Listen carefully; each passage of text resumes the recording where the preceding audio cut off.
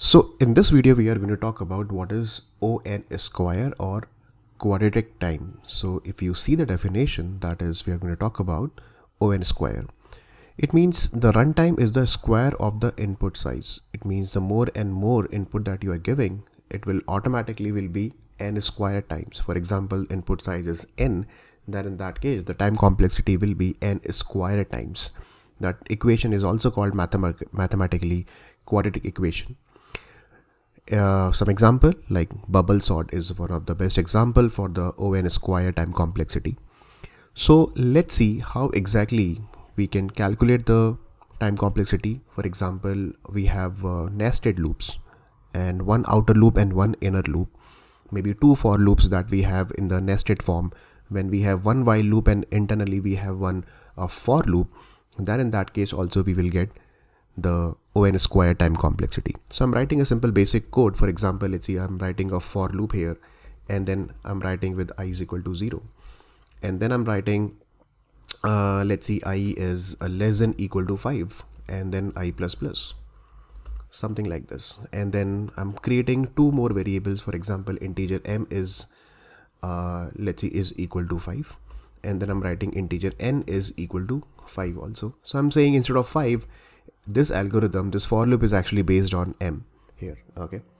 Then what I'm going to do, I'm writing another for loop inside this particular outer loop. Let's see, j is equal to 0, and then j less than equal to n over here, and then j plus plus. And then I'm doing something. For example, let's say I'm just appending I and j together. So for example, I'm just simple writing I plus j with the like this with one space also I'm appending. And once the inner loop is done, I'm just putting a new line, creating a new line. So what will be the output of this program? First, let's see when you run this, and here you can see that the output is coming in this particular format. And if I remove the ln also from here, because I don't want to generate the new line after the first statement, then the output is coming like this. You can ignore this one. This is some other code that I have written here that I'll show you in the sometime. But here you can see that it's printing from 00 to 55. If I include, let's say, up to 9, and m is also 9 and n is also 9, then in that case it is running this kind of pattern, 00 to 99 pattern is coming. So if you observe one thing, let's say again back to 5 and again back to 5, if you observe one thing here, that let me just remove this particular code for time being. I equal to 0, I is less than equal to m. This is the outer loop and this is the inner loop. So for I is equal to 0, this entire inner loop j equal to 0 up to 5 it will be executing. And then again I will be increased by 1. Then again for I is equal to 1, for loop will be running from j equal to 0 to up to n. So likewise for every value of I up to 5, the value of 4, the value of j inside the inner loop will be keep running in that case. So how to calculate the time complexity in this case? So in order to calculate that, let's see, you have to derive the formula at the time of interview. For example, let's see, you can just ignore this because this will give you 1 plus 1 only. So let's start from here actually. I equal to 0 for the outer loop. So I'll do one thing for the outer loop. I'll put in a bracket here like this. I equal to 0, how many times it will be executing? It will be executing only once. And then I'm saying that I less than equal to m. It means this condition is based on m. If m is equal to 5, it will be executing 5 times. If m is equal to 10, it will be executing 10 times. So I'll say, okay, it will be executing n number of times. The moment the condition is satisfied, immediately it will come to the inner loop. So for inner loop, I'm going to do a product over here, the multiplication. I'm going to write in a separate bracket here like this. I'm not going to add because these three statements will be added, but the inner loop will be multiply with the outer loop here. Okay, so in that case, let's see, j equal to 0, how many times it will be executing? It will be executing once again 1 plus j less than equal to n. This guy also is actually totally dependent on n. N means the number that you have written. So let's say I'm saying that, okay, it is getting executed n number of times. Then the moment condition is satisfied, it will print this particular statement. Then I'll say, okay, fine, this statement also will be executing n number of times. This number could be anything, 5, 50, whatever it is. And then after that, the value of j will be increased. So I'll say, okay, fine, the value of j also will be increased n number of time here. Okay. Then once this is done, then after that it will generate a new line. Okay, fine. Then the new line also will be generated. So let's see, for time being, I'm just ignoring generation of the new line. Okay.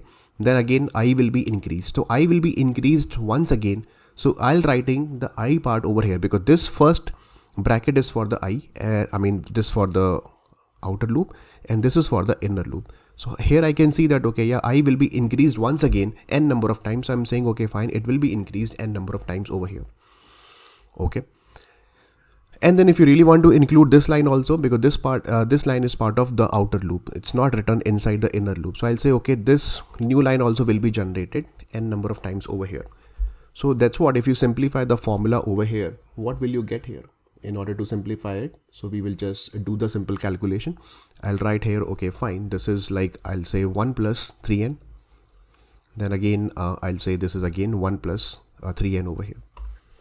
Then if you multiply both the things together, then I'll say that, okay, this is 1 plus 3n plus, so this is 1, then 3n, then again I'm saying once again 3n plus what, 3n multiplied by 3n, that will give you 9n to the power 2. It means 9n square. And then again you simplify this formula. So I can say that if I create a quadratic equation, 9n square plus 6n plus 1. Okay, plus 1 here. So what kind of equation it is? This is a quadratic equation, right? Mathematically, this is not a linear equation. This is called a quadratic equation. Okay, so people might ask you at the time of interview, ON square is the quadratic equation. That's what this is giving you, a equation like this, 9n square 6n plus 1. And then I'll do one thing, that I'll take again I simplify this. I'll say that, okay, plus 1, I can ignore it from here, right? So because this is the constant that we have already discussed, that we have to keep removing the constants from here, because this plus 1 is coming because of I equal to 0 and j equal to 0. That will be executing only once, and it is like the value and the significance of I equal to 0 and j equal to 0, it is like almost negligible. If this entire execution, let's say, is taking around 5 minutes to execute that, this is taking around, let's see, 0.0001 second. So I don't consider to calculate the overall time complexity for this is almost giving you the constant time. So that's what we have to keep excluding the constant from here. So if I exclude that, finally what exactly I'm getting, 9n square plus 6n that I'm getting. Then I'll do one thing, I'm just going to take a common value, let's see, 3n over here. So this will give you again 3n plus what, 3n plus 2. This is what we are getting, right? So 9 square plus 3 multiplied by 2, 6n that we are getting. Then again, I'm going to exclude 2 from here. So what exactly is left? 3n multiplied by 3n, that is giving you 9n square. And then again, you remove the constant. So finally, you are getting O of big O of n square that you are getting. So what kind of equation it is? This is again a quadratic equation. Finally, we are getting it. So instead of writing O n square 6n plus 1, we make it simplify that, okay, yeah, this is O n square. So whenever you see 2 for loops or 2 nested loops, then in that case, it will be O n square. Let's see, tomorrow if I write one more for loop inside this inner loop, then it will become O n cube times. That also we will discuss in upcoming chapters. So right now, this is O n square. Now, if O n square, if you really want to draw over here in the graph, where exactly in the graph it will go. So in the graph, guys, obviously O n square is expensive as compared to O n. So it will go in the left hand side of the graph. It is not a better performance, because more and more data that you have, then it will go in this direction, in a parabolic direction like this.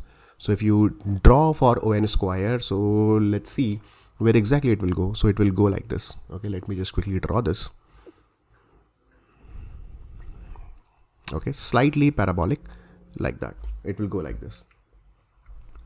Okay, so here this is, I can say this is O n square, or maybe you can make it more towards left hand side. But let's see, I don't have much space here. So I'm just, this is for O n square times like this. So that's what, if you see, if you compare with the data with O n, which is a linear time for let's see 5 input size, it is not much impacted here. O n square will take around, let's see, more than 1 second, and ON was taking around 0.5 seconds. But let's see, the more and more data that you have, ON was taking around, let's see, 5 seconds, or maybe let's see 7-8 seconds, then in that case this ON square will actually intersect over here, and then it will just go here. So it will take around, let's see, 20-25 seconds. Same thing for the 5000 of data. You just see that the input side is 5000, then in that case ON was taking around, let's see, for example, around 200 seconds over here, but here it will take, ON square will take, you can imagine, okay, it is coming somewhere over here around 800 seconds or something like that. So now you can see that ON square is quite expensive, will take more time, and it's not a good performance when your algorithm or your whatever the code that you have written, which is giving you ON square of time. That's why we avoid to use 2 for loops, but it's not like we cannot use it, it's completely avoidable, no. So ON square will give you the graph like this. Any practical example of ON square? Yes, we have the bubble sort. You know, bubble sort is very straightforward, that in bubble sort you have to check the next adjacent value, and then you have to keep comparing, and if it is both are not equal, you just need to swap the element in that case, okay, like this. So this is a simple algorithm that I have written. This is the array, and then I have created one method, and then I'm passing this particular array, and I really want to sort with the help of bubble sort mechanism. So in bubble sort, first inner loop that I have started from I equal to 0 up to length of -1, and then again j equal to 0 up to length of -1. It means length minus I minus 1 over here, like this. And then I'm just swapping the element, simple array of j, putting inside a temporary variable, and then j plus inside the array of j, and array of j plus 1 is equal to temporary variable. So if array of j is greater than array of j plus 1, it means the first element is actually greater than the next element or adjacent element. Then in that case you have to swap the element. So once this entire for loop is done, you can see this is the outer loop and this is the inner loop. This will be executed, let's see, m number of times. This for loop will be executed, let's see, n number of times. So it is giving you a kind of m multiplied by n matrix. Okay, I would say m multiplied by n. So let's see, both are running n number of times, or maybe some number of times. So I can say, okay, fine, if m is equal to n, then in that case n square times, right? So in the very generic form of formation, I can say, okay, fine, this is giving you ON square times over here. So whenever you have to traverse matrices or bubble sort, or 2 for loops, or 2 while loops or inner loops, while inside the for loop and for inside the while loop, it will always give you ON square time, and you can just calculate like this. You can just keep simplifying the formula. Ultimately, it will give you a quadratic equation here. It is not giving you a linear equation. Quadratic equation means n square value, you will be getting it here. Okay, so I hope this is clear about the ON square.